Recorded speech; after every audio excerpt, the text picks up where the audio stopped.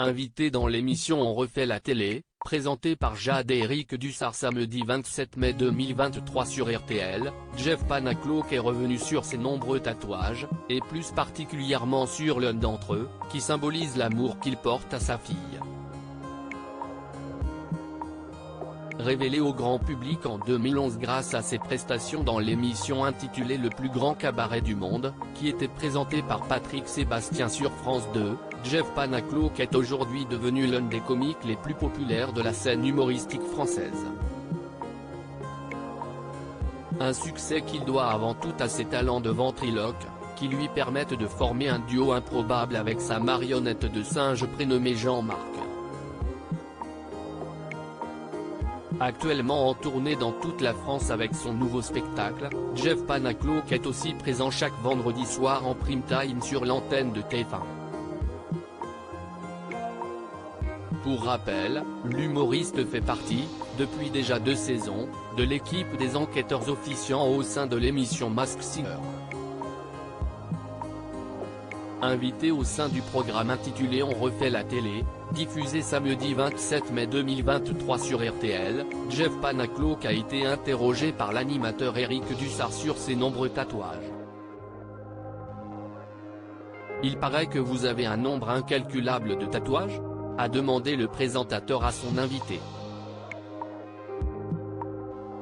Incalculable, je ne sais pas, a répliqué le comique.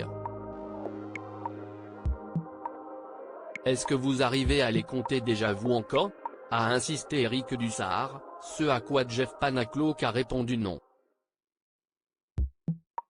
On va faire un petit inventaire de ce qu'on a lu, vous nous dites aussi ces tatouages existent vraiment, a ensuite lancé l'animateur, avant de remarquer que son invité avait un mot tatoué sur le côté de la main, qu'il ne connaissait pas. CIST dodo. CIST le premier mot de ma grande fille, a révélé le ventriloque.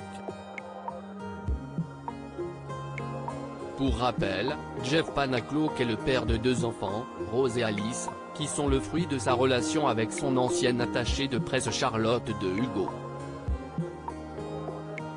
Le couple s'était marié en 2016, avant de finalement se séparer en 2022.